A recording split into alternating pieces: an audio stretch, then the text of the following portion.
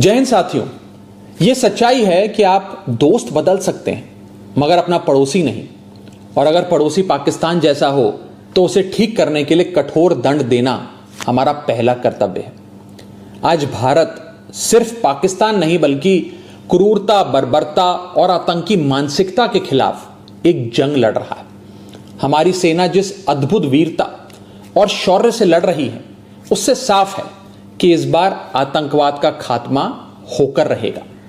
बस हम सबको अपने अपने ईश्वर, अपने अपने भगवान से सैनिकों की सलामती की दुआ करनी है, प्रार्थना करनी है और उनके परिवारों के साथ खड़े होकर उनका साहस और मनोबल बढ़ाना है।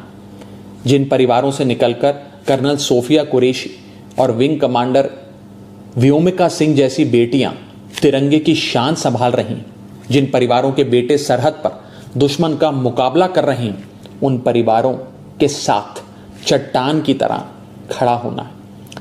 दुनिया जानती है कि हमारा ये उसूल है, ना हम किसी को पहले छेड़ते हैं और ना ही बाद में किसी को छोड़ते हैं। 22 अप्रैल को पहलगाम में पाकिस्तानी आतंकियों ने जिस कायरता और क्रूरता से हमारे निहत्थे लोगों की हत्या की थी, वो मानवता के इतिहास पर एक कलंक की तरह है। सो हमने भी अपने बहनों के सिंदूर का बदला ऑपरेशन सिंदूर की पहली इंस्टॉलमेंट से ले लिया, मगर पाकिस्तान अपनी गलती मानने की बजाय भारत को ही आंख दिखाने लगा। उसने अपनी गलती स्वीकारने की जगह सीमा पर हमारे बेकसूर नागरिकों को और बच्चों को निशाना बनाने का आपराधिक प्रयास किया। वो भूल गया कि भारत जहां बुद्ध की धरती है, वहां अर्जुन और भीम जैसे महान योद्धाओं की भी। भारत अगर गांधी का वंशज है तो भगत सिंह और चंद्रशेखर आजाद जैसे वीरों का भी।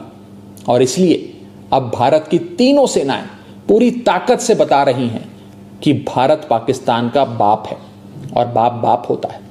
हमारी मिसाइलें, हमारे विमान पाकिस्तान की छाती पर गरज रहे हैं।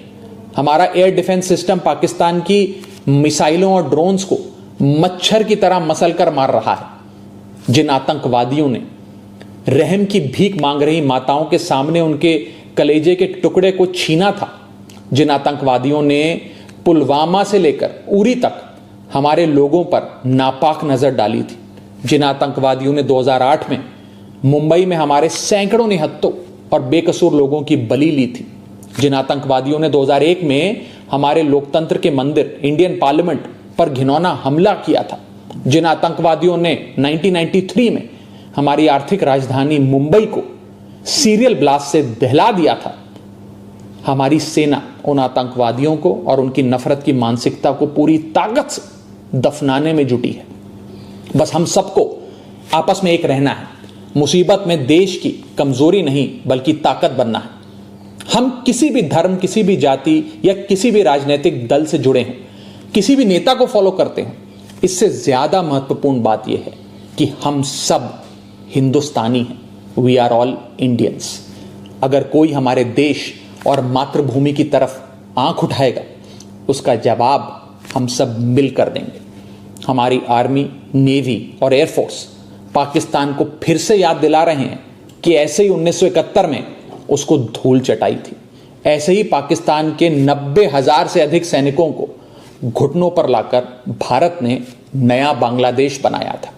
ऐसे ही 1984 में सियाचिन में जब भारत के सैनिकों ने पाकिस्तान के कायरों को दौड़ाया था, ऐसे ही 1999 में कारगिल में हमारी सेना ने पाक के सारे नापाक इरादों को मिट्टी में मिलाया था।